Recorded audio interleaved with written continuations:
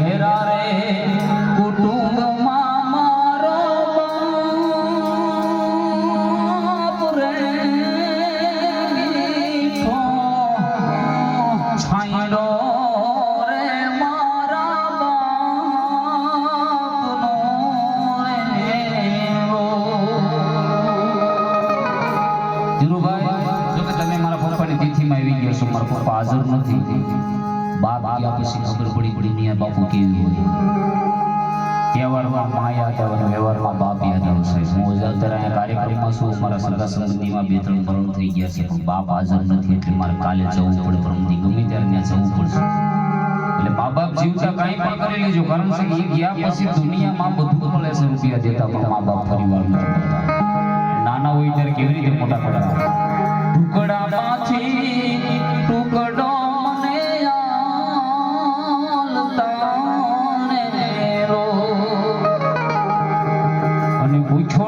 સુરાયો દિવસ રાત રે મીઠો આગલો હતો મારા બાપનો રેલો.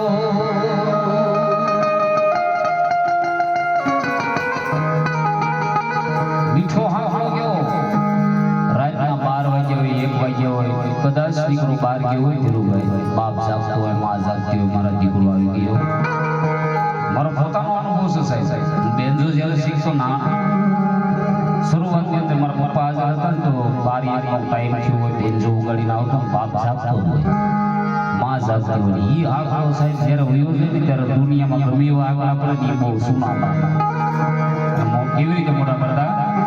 આંગળી પકડી મારા બાપની રેલો.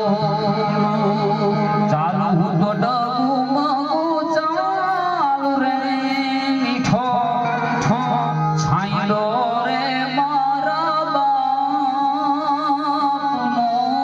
રેલો. ઘેરો રે વડલો ને ઘેરી છાંયડી રેલો. ધીરુભાઈ કાર્યક્રમમાં તમારે ઘણી વાર આવું છું. આજે જે બોલું છું ને સાહેબ, આ વાત મેં ક્યારેય નથી કરી.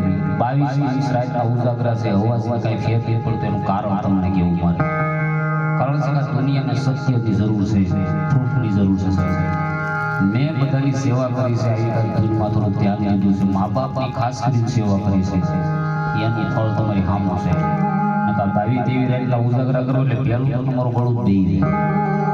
પણ કાળિયા ઠાકરને એટલું કીધું કે હે પરમાત્મા, કદાચ આપજો ખોટું થઈ જાય તો 2 વસ્તુ લઈ લેજે, નથી જરૂર આપણે.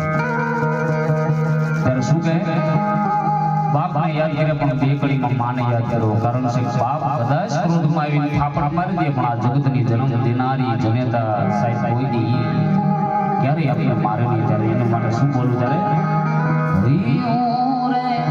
હે માત દયાનો મીઠો દરિયો જો અમી વરસે ખડ્યું ને વરસે હાડી લીલો કે દાન કે જગ્યા તોલું મારી તારી તોલે કોઈ ના આવે. માં મારી જન્મની દેનારી માં મન તારી યાદ બહુ આવે. લાડુ હે લડાવે જાણે જશો માનો જાયો. માં તારા પાલના છાયા દેવો. માં મન બીજે મળશે નહીં મોને છાયો. અમારા ધીરુભાઈ આપણા કાર્યક્રમ માટે કહે જયસુખભાઈ, આમાંથી જે આવે એ ઠીક છે, આપણે પૂર્ણ કરશું, પણ આપણે જ્યાં જઈને આમાંથી 2 શબ્દ લઈ લઈને તો આપણા ધૂન થઈ જશે. આખી રાતની અંદર આમાંથી 2 માણસને ખાલી લાગી ગયું હોય. બાપુ બેઠા છે, કથા ભાગવત ચાલુ હોય સાહેબ, તમે તો ગયા છો. રામ લક્ષ્મણનો પ્રસંગ ચાલુ હોય એ કથામાં બે બાપુ કાલના સમયની અંદર કથાનો પૂર્ણ વિરામ આવે અને વળતેથી ભાઈ ભાઈ ભેગા ન થાય તો એ કથા કાંઈ કહેવાય નહીં, કથા બેઠા ન કહેવાય. કોઈ પણ વસ્તુમાં ગયા પછી તમારામાં થોડા થોડું પરિવર્તન આવવું જોઈએ. હું બેનજો શીખ્યા પછી એટલું બોલતા શીખ્યો બજાર રસડે હોય તો શીખી જાય, પણ એમાં ફેમસ ન થઈ શકે. પાંચ માણસની અંદર બેઠા હોય ને એવી રીતે બે શબ્દ બોલતા હોય સાહેબ, લોકો આપણને સાંભળતા હોય ને આપણો જન્મારો સુધરી ગયો સાહેબ. ભગવાન કાળિયા ઠાકર પાસે એટલું જ માગો, હે પરમાત્મા, કદાચ કૃષ્ણ પરમાત્મા પોતે આવી જાય તો માગવાની મારા શક્તિ જ નથી, કારણ કે ઘણું આપી દીધું સાહેબ. બાકી કામ તો આપણે પોતાને કરવું પડે, મહેનત કર્યા વગર કાંઈ મળતું નથી સાહેબ. ભગવાન બધું આપી દે પછી આપણે પાછું ધ્યાન રાખવું પડે. અત્યારે બધાને હું છે બધું જોતું છે, ભગવાન જોતા છે સાથે સાથે રૂપિયા જોતા છે. એટલે એક નાની એવી વાત કરી પછી મારે આગળના દૂર તરફ જવું છે સાહેબ. લગ્ન થયા હોય, થોડો સમય થાય, મા બાપને ધીરુભાઈ એક આશા હોય કે મારો દીકરો મોટો થશે, કાલે એના ઘરે વારો આવશે અને મને બુઢાપો આવશે, મને પગ દુખશે, હાથ દુખશે, મારું કામ નહીં કરે શરીર, ત્યારે મને આ દીકરો મને હાસવી મને મોટો કરશે સાહેબ. અને દીકરાને ઘરે બાય આવી જાય ને દીકરો સાહેબ ભાન ભૂલી જાય. દીકરો મા બાપને નોખા કરી દે ને ઈ જે ગડપણની સાહેબ પછી વેદના થાય, કામ થઈ થાતું ન હોય, પછી ગડપણમાં આપણે ઘણા ચિત્ર જોતા હોઈએ છીએ. વૃદ્ધ માણસ હોય સાહેબ, નજરે રોડે જોતા હોય છે, કામ ન થતું હોય તો વૃદ્ધ માણસની રોડે હાલ્યા જતા હોય, તડકાની અંદર હાલ્યા જતા હોય, ખેતીમાં કામ કરતા હોય. દીકરાના ઘરે દીકરા હોય તો મા બાપને કામ કરવું પડતું હોય. એ નોખા થાય છે ને એના માટેનો પ્રસંગ કેવો છે સાહેબ. આખી રાતનો આ પ્રોગ્રામની અંદર જો આ શબ્દ લાગી જાય ને તો આજની રાત અમારા માટે સાહેબ સફળ બની જાય.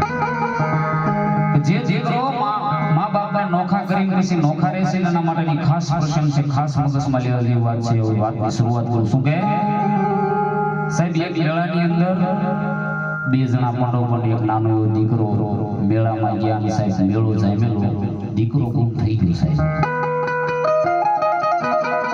દીકરો ગુમ થઈ ગયો, માં કલ્પાન કરવા મળી, રુદન કરવા મળી, મારો દીકરો ક્યાં, મારો દીકરો ક્યાં, મારો દીકરો ક્યાં. પણ બાજુમાં અમારે ભવાની સાઉન્ડ સિસ્ટમ લગાવેલું, સરસ મજાનું સાઉન્ડ સિસ્ટમ, એમાં એલાઉન્સ કરવામાં આવ્યું કે જે કોઈને દીકરો મળે ફટાફટ આપી દો, કારણ કે એની માં અત્યારે રુદન કરી રહી છે સાહેબ. માં પોતે રુદન કરવા મળી છે, પણ ટૂંકમાં વાત કરું તો સાહેબ બાપુ દીકરો મળી ગયો. દીકરો મળી ગયો, માં એને વાલ કરવા મળી, મારો દીકરો મને મળી ગયો, મારો દીકરો મને મળી ગયો. પણ હવે સમજવા જેવું છે ધીરુભાઈ, દીકરો મળી ગયો, એની બાજુમાં એનો દીકરાનો બાપ છે એની ધ્રુસ કરવો મળ્યો સાહેબ. બાપ ધ્રુસ કરવો મળ્યો ત્યારે પત્ની એટલું કીધું કે સ્વામી દીકરો આપણો મળી ગયો, તમે શું કામ રોવો છો? ત્યારે ઈ બાપ વ્યક્તિ એટલું જ બોલ્યો, ગાંડી રોવ નહીં ત્યારે કરું છું બાપ.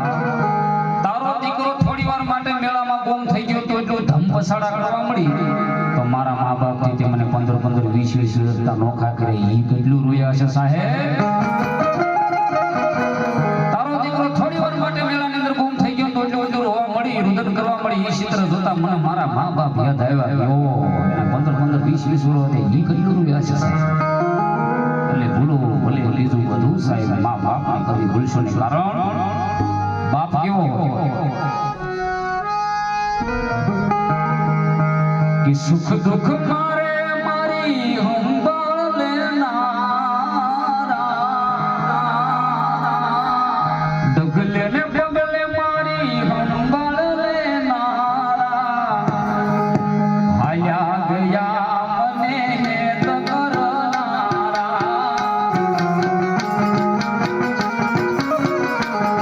ઓ સુખ દુઃખ મારી સંભાળ લેનારા,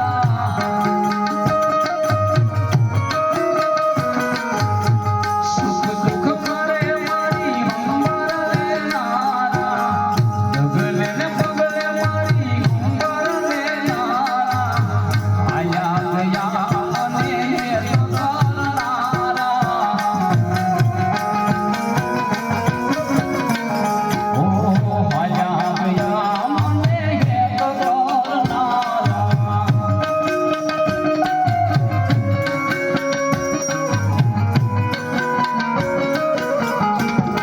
ભવાની છો આ વિસ્તાર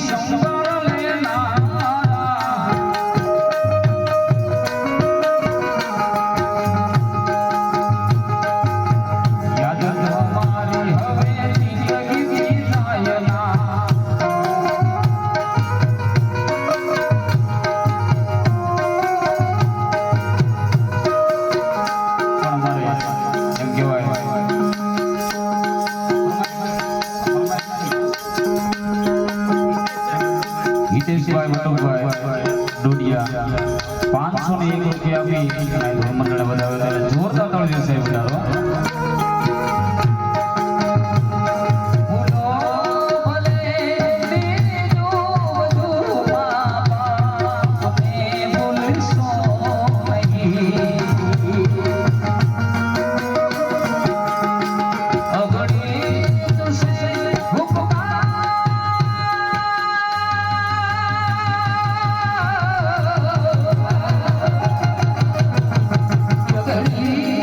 Say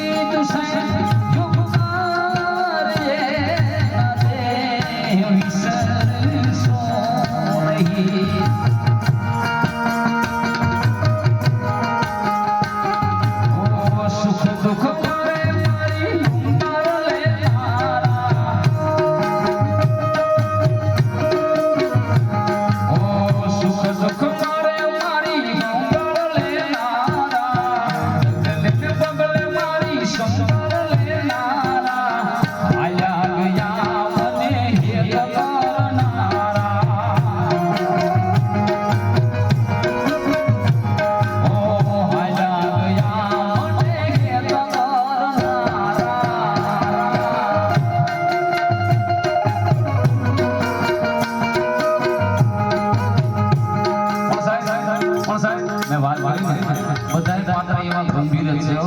બાપનું પાત્ર, માનું પાત્ર, એમાંય આપણી લાડકવાઈ દીકરી હો.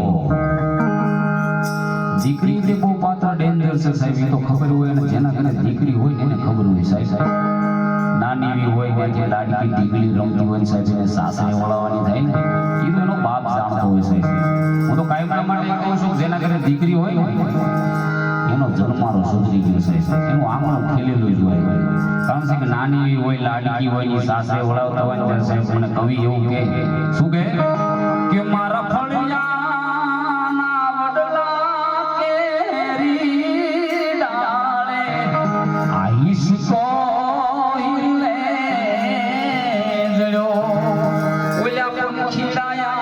આવીને ઉડી જાય ઈસકો હિરલે જડ્યો. પણ મેં વાત કરી એમ સમય વધારે લઈ લેતા મારા બે મિનિટ બોલે છે પછી દાદા સમય ના લેતા આગળના સમયની અંદર મારે દૂરની અંદર કંઠ એક અવાજ અને એક સાહેબને વાત કરીને નેમતભાઈ ચૌહાણના અવાજથી 2.5-3 લાખ રૂપિયા